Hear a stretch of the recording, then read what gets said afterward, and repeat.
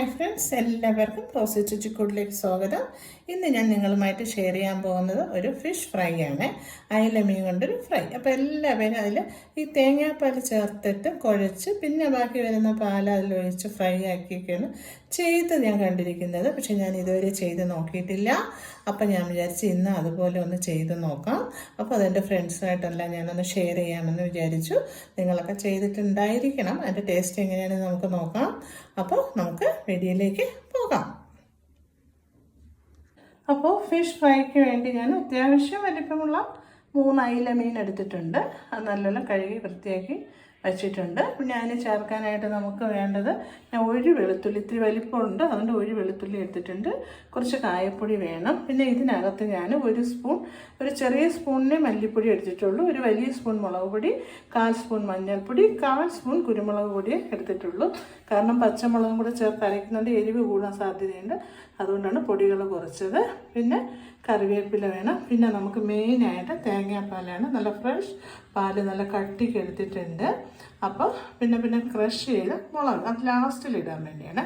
അപ്പോൾ ഇപ്പം നമുക്ക് ചെയ്യേണ്ടത് ഇതെല്ലാം കൂടി നമുക്കൊന്ന് അരച്ചെടുക്കണം. മിക്സിയിൽ വെച്ച് നമുക്ക് മിക്സ് ചെയ്ത് അരച്ചെടുക്കാം. ഇച്ചിരി പാല് ഒഴിക്കണം. നമുക്ക് ചെറിയ ഉള്ളി ഇട്ട് കൊടുക്കാം. പിന്നെ പച്ചമുളക്, ഇത്തിരി എരിവുള്ള മുളകാണ്, അതുകൊണ്ടാണ് പൊടിയെല്ലാം ചേർത്തത്. പിന്നെ കുറച്ച് കറിവേപ്പില, പിന്നെ നമുക്ക് വെളുത്തുള്ളി, പിന്നെ ഞാൻ ഉപ്പ്, പിന്നെ നമുക്ക് കായപ്പൊടി ഇട്ട് കൊടുക്കാം. പിന്നെ നമുക്ക് ഈ തേങ്ങാപ്പാൽ, ഈ പാല് കുറച്ച് മതി, വെള്ളം കൂടി പോകും. അതുകൊണ്ട് നമുക്ക് കുറച്ചൊഴിച്ചൊന്ന് ഇതെല്ലാം കൂടി ചേർത്ത് നമുക്കൊന്ന് അരച്ചുകൊണ്ട് വരാം. അപ്പം ഞാൻ അരപ്പെല്ലാം കൂടി മിക്സിയുടെ ജാറിൽ വെച്ച് അരച്ച് മീനിലെല്ലാം പുരട്ടി വെച്ചിട്ടുണ്ട്. ഒരു അരമണിക്കൂർ ഒന്ന് റെസ്റ്റ് ചെയ്യാൻ വെച്ചിരിക്കുകയാണ്.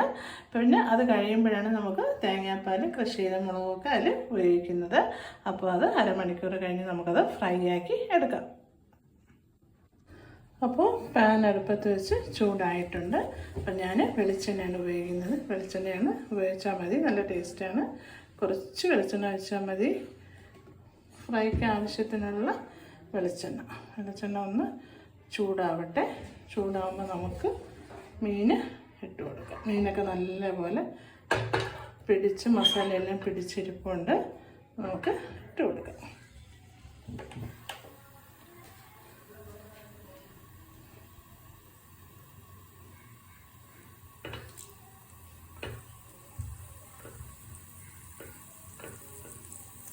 സിമ്മാക്കി വെച്ച് ചെയ്താൽ മതി.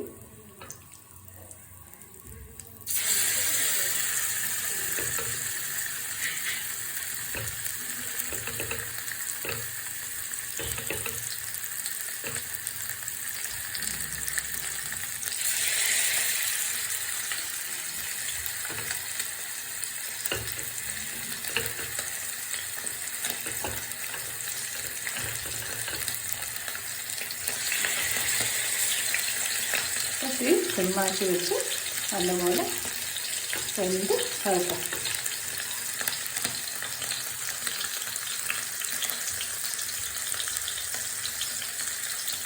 ഇപ്പോൾ മീൻ പകുതി വെന്തിട്ടുണ്ട്. ഞാനത് തിരിച്ചിട്ട് കൊടുത്തു. ഇനി കുറേ വേകാനുണ്ട്. വെന്ത് വറ്റി, ഈ എണ്ണ എല്ലാം അതിൽ വറ്റി വരണം. എണ്ണ വളരെ ശ്രദ്ധിക്കണം, കുറച്ചേ ഒഴിക്കാവുള്ളൂ. അഥവാ കൂടുതലായിട്ട് തോന്നിയാൽ കുറച്ച് മാറ്റിയിട്ട് വേണം തേങ്ങാപ്പാൽ ഒഴിച്ചു കൊടുക്കാൻ. എനിക്ക് ലേശം കൂടുതലാണെന്ന് തോന്നണമെങ്കിൽ ഞാനത് മാറ്റിയതിന് ശേഷം വെന്തിട്ട് കൂടുതലാണെങ്കിൽ മാത്രം നമ്മൾ മാറ്റിയാൽ മതി. എന്നിട്ട് ഈ പാലും ഒഴിച്ച് ക്രഷ് ചെയ്ത മുളക് കുറച്ചിട്ടാൽ മതി. എരിവ് കൂടി പോകരുത്. ക്രഷ് ചെയ്ത മുളകും കൂടി ഇട്ട് ഒന്നുകൂടെ മൂപ്പിച്ചങ്ങ് എടുത്താൽ മതി.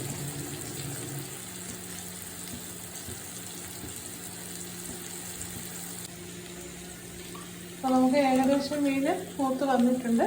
ഇനി നമുക്ക് കുറച്ച് തേങ്ങാപ്പാലൊന്ന് ഒഴിച്ചു കൊടുക്കാവേ.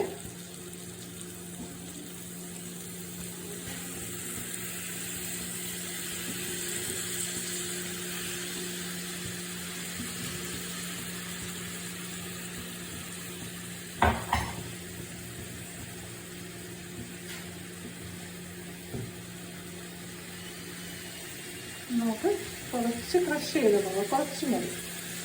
ഒരു ഭംഗി വെക്കുക. കുറച്ച് മുളക്, കുറച്ച് കറിവേപ്പില.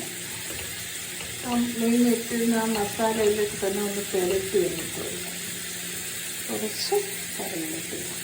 സവാളയൊന്നും വേണ്ട, നമ്മൾ ചെറിയ ഉള്ളിയൊക്കെ അരച്ചിട്ടുണ്ട്. ഇനി സവാളയൊന്നും അതിനായിട്ട് ഇടണ്ട. ചെറിയ ഉള്ളിയൊക്കെ ആയതുകൊണ്ട് തന്നെ നല്ല മണവും ഒക്കെ വരുന്നുണ്ട്. നല്ല ടേസ്റ്റ് ആയിരിക്കുമെന്ന് തോന്നുന്നുണ്ട്. അപ്പോൾ അത് നല്ലപോലെ മുരിഞ്ഞ് വരട്ടെ. അപ്പോൾ നമ്മുടെ അയില ഫ്രൈ ഇവിടെ റെഡി ആയിട്ടുണ്ട്. തേങ്ങാപ്പാലിൽ മൂപ്പിച്ചെടുത്ത അയില ഫ്രൈ ആണ്. നല്ല ടേസ്റ്റാണ്, നല്ല മണവും വരുന്നുണ്ട്. അപ്പോൾ ഇതുപോലെ ചെയ്യാത്തവരുണ്ടെങ്കിൽ ചെയ്ത് നോക്കണം. കമൻറ്റ് ചെയ്യണം, ലൈക്ക് ചെയ്യണം, പിന്നെ സബ്സ്ക്രൈബ് ചെയ്യണം പ്ലീസ്. അപ്പോൾ എല്ലാ പേർക്കും അടുത്തൊരു റെസിപ്പിയുമായി കാണുന്നത് വരേക്കും tata, bye bye, see U.